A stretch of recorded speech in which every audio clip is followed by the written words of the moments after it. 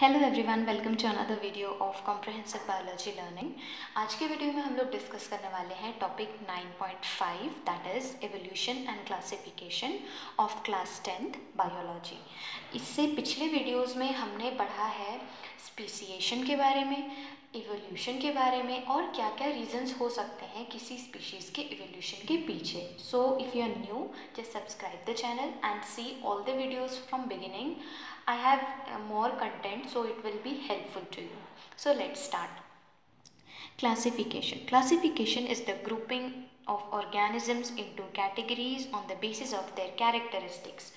जब हम एक वास्ट वेराइटी ऑफ ऑर्गेनिजम्स को स्टडी करते हैं तो हर एक इंडिविजुअल ऑर्गेनिज्म को स्टडी करना बहुत मुश्किल है. So what do? We see their characteristics and on the basis of their similarities we classify the organisms into certain groups. कुछ ग्रुप्स बना देते हैं हम और उस प्रोसेस को हम क्लासिफिकेशन कहते हैं. What do you mean by characteristics? The trait or feature of an organism pertaining to its structure and function is known as its characteristic. Characteristic का मतलब होता है किसी भी ऑर्गेनिज्म की एक फीचर या फिर एक ट्रेट. वो फीचर या वो ट्रेट दो में से किसी एक चीज़ का हो सकता है. For example, the structure of the organism और the function of the organism. Like plants perform photosynthesis, so it is a characteristic of plants. Animals can move from one place to another, so it is a characteristic of animals. On the basis of characteristics, organisms can be classified into various groups. If we look at all the living organisms, we find that all of them have got one common origin, that is cell. All living organisms are made up of cells. Now, whether the cell has a nucleus which is not well formed or whether it has it defines and differentiates the organisms into two different types. अगर cell में nucleus ठीक तरीके से नहीं बना है, मतलब उस पर न्यूक्लियर एनवलप नहीं है, सेल ऑर्गेनल्स नहीं है, तो ऐसे सेल को हम प्रोकैरियोटिक ऑर्गेनिज्म के सेल कहते हैं. अगर किसी सेल में न्यूक्लियस ठीक तरीके से बना हुआ है with nuclear envelope and the cell organelles, then such organisms are termed as eukaryotic organisms. Now, if you look at the eukaryotic organisms, वो भी दो टाइप के हो सकते हैं. या तो वो एक सेल के बने होंगे तो वो यूनिसेल्युलर होंगे, या तो वो एक से ज़्यादा सेल के बने हुए होंगे, then they will be multicellular. If you talk about multicellular organisms, either they will make their own food, hence they will be autotrophic. If not, they will be termed as heterotrophic. So ऐसे हम अलग अलग characteristics को लेके organisms को अलग अलग group में बांट सकते हैं. जैसे यहाँ पे टाइप ऑफ न्यूक्लियस के बेसिस पे हमने प्रोकैरियोट एंड यूकैरियोट में बांट दिया. यहाँ पे कितने सेल्स हैं उसके बेसिस पे बांट दिया. यहाँ पे the capacity of making food, उसके बेसिस पे हमने ऑर्गेनिजम्स को डिफ्रेंशिएट किया है इनटू वेरियस ग्रुप्स. इस तरीके से जब हम ऑर्गेनिजम्स को अलग अलग कैरेक्टरिस्टिक्स के बेसिस पे ग्रुप करते जाते हैं तो हमें पता चलता है कि एक हायरार्की ऑफ क्लासिफिकेशन फॉर्म हो जाता है. सारे ऑर्गेनिजम्स, लिविंग ऑर्गेनिजम्स एक पर्टिकुलर ग्रुप को बिलोंग करते हैं. That is the largest group जो है लिविंग ऑर्गेनिजम्स का. लिविंग ऑर्गेनिजम्स को जब हम on the basis of there characteristics divide करेंगे तो एक हायरार्की ऑफ क्लासिफिकेशन फॉर्म हो जाएगा. For example, kingdom, then phylum, then class, order, family, genus and species.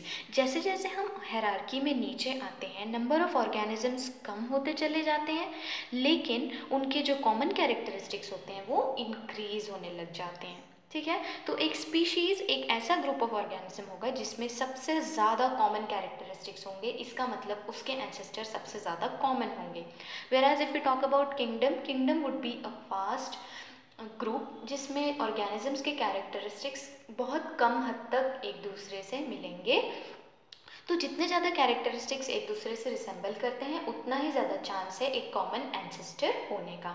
Hence classification helps us in understanding the evolution of organisms.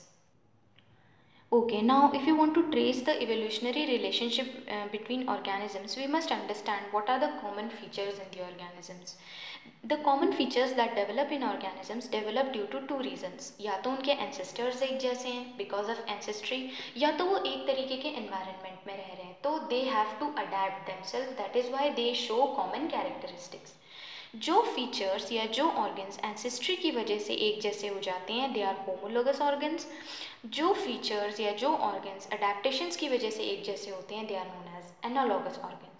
Homologous organs have got the same type of structure but perform the different functions, whereas analogous organs have dissimilar structure but perform the same function. जो homologous organs होते हैं वो related species में develop होते हैं, जबकि analogous organs unrelated species में develop होते हैं। होमोलोगस ऑर्गन्स का जो डेवलपमेंट पैटर्न है वो सेम होता है, एनालॉगस ऑर्गन्स का जो डेवलपमेंट पैटर्न है वो डिफरेंट होता है। For example four limbs of humans, whales and bat, ये तीनों अलग अलग स्पीशीज़ हैं, लेकिन क्योंकि उनके एंसेस्टर कॉमन है that is why they have developed. Four limb का जो स्ट्रक्चर है वो सेम है, लेकिन तीनों उसे अलग अलग फंक्शन के लिए यूज़ कर रहे हैं। जैसे कि ह्यूमन बींग्स हैंड्स को अलग तरीके से यूज़ करते हैं, वेल्स जो उनके फिन्स हैं उसको स्विमिंग के लिए यूज़ करते हैं, and bats of course use them for flying. वेराज if you talk about analogous organs, तो अगर हम विंग्स ऑफ बैट या फिर विंग्स ऑफ इंसेक्ट को कंपेयर करें तो तीनों का काम तो सेम है। बैट, इंसेक्ट और बर्ड तीनों विंग्स को यूज़ करते हैं फ्लाइंग के लिए, लेकिन उनका इंटरनल स्ट्रक्चर अलग है। So such organs that have the same structure but perform different functions are homologous. Such organs that have different functions but have got which have got different structure but they perform the same function, they are known as analogous organs. So I hope आज का concept आपको समझ में आया होगा. If you have any doubt, do mention it in the comment box. I will be happy to help you. Thank you.